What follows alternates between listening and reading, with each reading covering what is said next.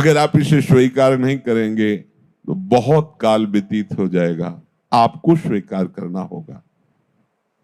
जहां भोगों के छोड़ने की बात आती है, जहां अहम को चकनाचूर करने की बात आती है, जहां रिश्ते नातों को स्वाहा करने की बात आती है, यही भेंट देनी है अपने को। अपने को प्रभु की प्राप्ति के लिए जो भेंट देनी है वो यही देनी है। क्या?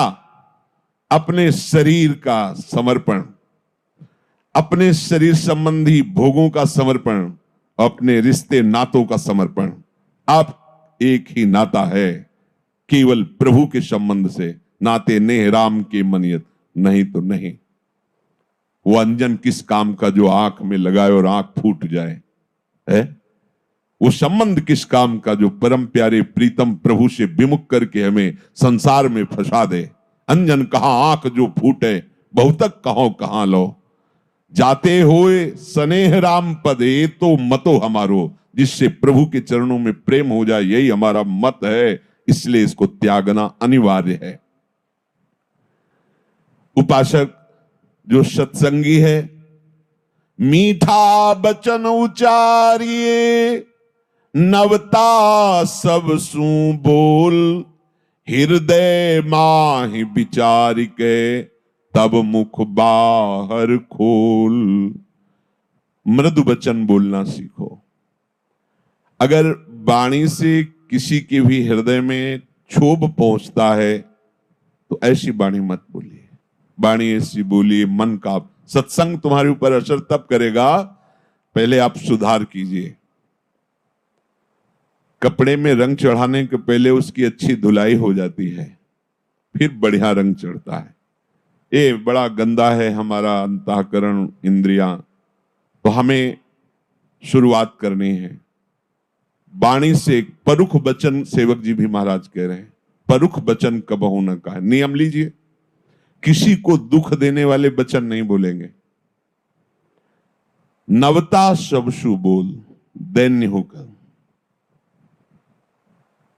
तभी अंदर जो छुपा हुआ ठाकुर सबके हृदय में वो प्रकाशित होने लगेगा। जब देखेगा ना कि आप पद्धति से चल रहे, दैन्य भाव से चल रहे, तो मुस्कुराने लगेगा। फिर ये रूप अंतर ध्यान हो जाएंगे, वही दिखाएगा, दूसरा नहीं। कोई भी बात बोलने के पहले हृदय में विचार कर लीजिए कि कहीं ये किसी की निंदास्पद बात तो नहीं, इसमें दोष दृष्टि तो नहीं किसी की, इसमें किसी को दुख पहुंचने वाली बात तो नहीं है। ये तीन बातें देख लो। किसी को दुख पहुंचने वाली बात तो नहीं बोलने जा रहा हूं, इसमें किसी का दोष दर्शन करके बात तो नहीं बोल रहा हूं, किसी की निंदा तो नहीं कर रहा हूं। अगर ऐसा, तो वाणी बहुत अपराध करती है। सबसे ज्यादा पाप वाणी से होते हैं। वाणी को अपने लोगों ने शासन से बिल्कुल मुक्त कर दिया है। जो मन में आवे सो बोलो, जैसे मन में आवे वैसे बोलो। नहीं, वाणी एक अमूल है, जो कोई बोले जानी, ही तराजू तौल के तब मुख बाहर आनी। बहुत संभाल कर भजन करने वाले उपासक को वाणी पर विशेष ध्यान देना चाहिए। श्री चरणदास जी कह रहे हैं, बिना स्वाद ही खाइए, राम भजन के हेतु, चरणदास कहे सूरमा, ऐसे जीतो खेतु। इस संसार रूपी रणभूमि पर यदि विजय प्राप्त करना है तो स्वाद रहित भोजन करने का अभ्यास करो। देखो, ये जो चटोरापन जवान में बैठ गया है, आप इच्छा मत कीजिए। आपके भरण पोषण करने वाले प्रभु हैं। कभी वो स्वादिष्ट पदार्थ मिल रहा है तो बिना स्वाद बुद्धि के भगवत प्रसाद रूप पाली। कभी रूखा सूखा मिल रहा है, उसे पाली।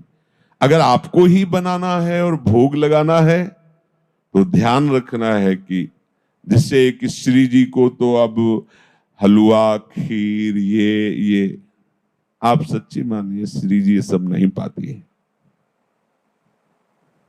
ये तो हमारे लिए आवश्यक है पांच भौतिक शरीर के पोषण के लिए, तो उसका भोग लगता है, क्योंकि प्रभु को पवाए बिना तो वो ऐसे दर्शन कराते हैं।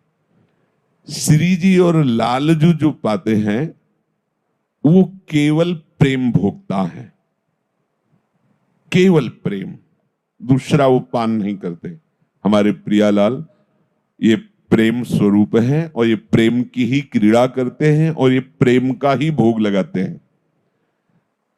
तो प्रेम तो जल से भी युक्त होकर के दिया जा सकता है।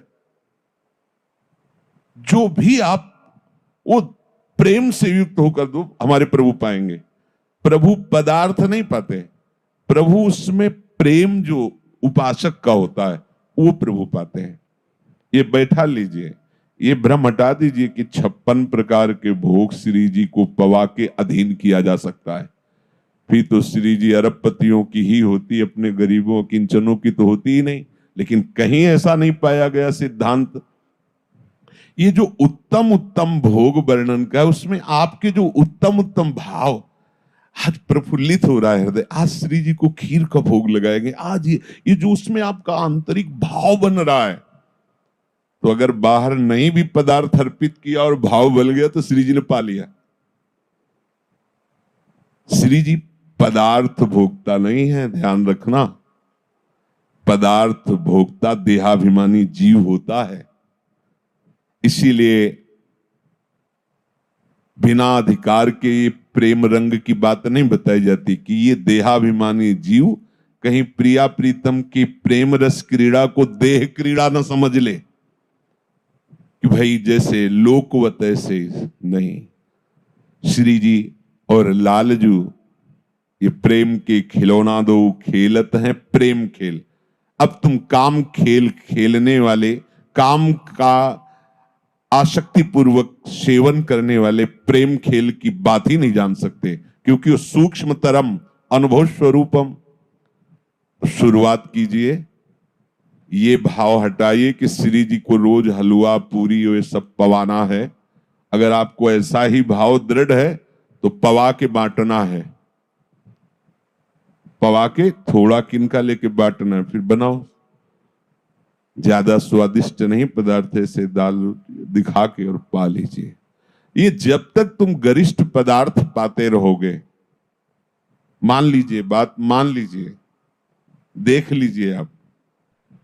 एक बार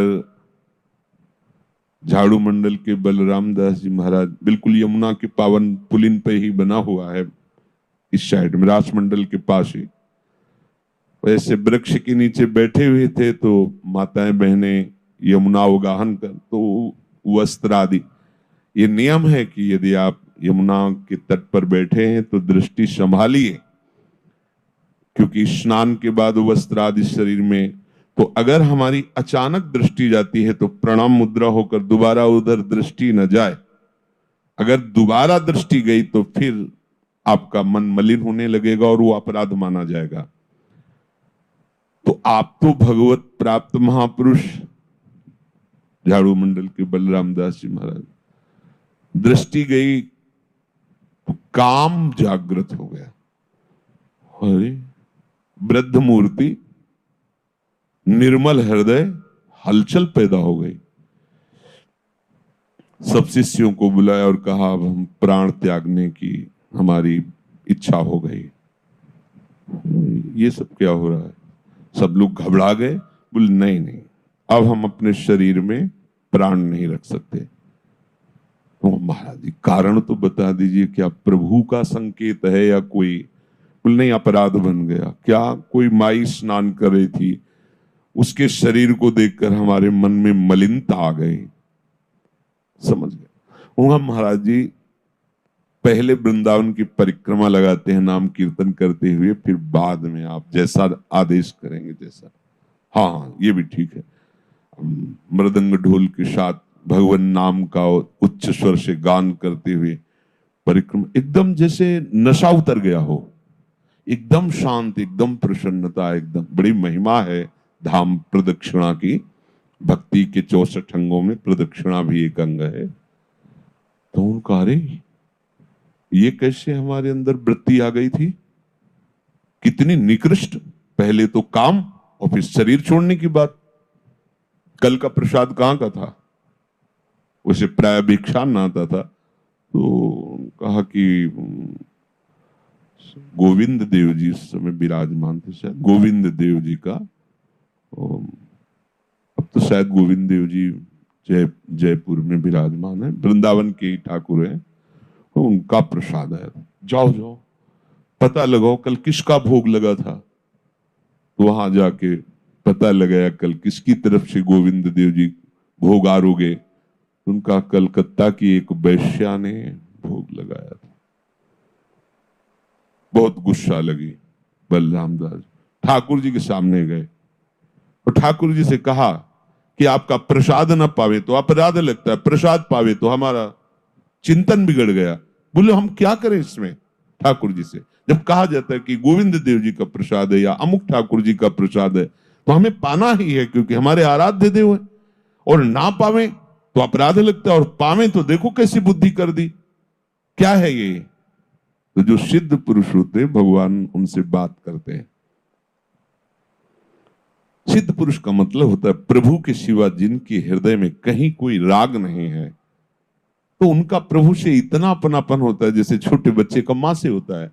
वो लड़ भी सकते हैं, वो बात भी कर सकते हैं, वो रूठ भी सकते हैं। तो मां जैसे बच्चे को मनाती ऐसे प्रभु मनाते हैं।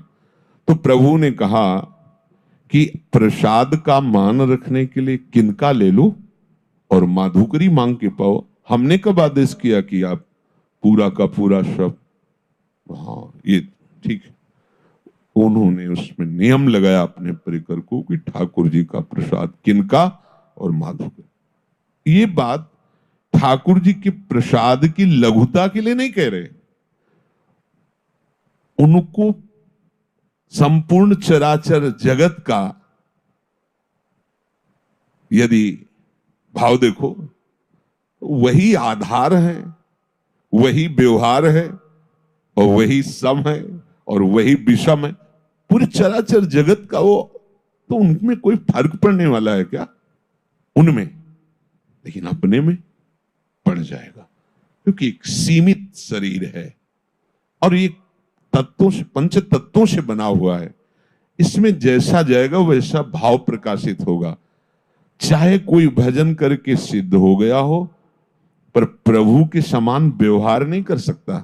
प्रभु के समान हो सकता है, प्रभु और प्रभु के जनों में अभेद है, ये पक्की बात है, पर वो प्रभु के समान ऐश्वर्यवान नहीं हो सकता कि उसके कहने से सूर्य चलेगा, उसके भय से मृत्यु भयभीत होगी।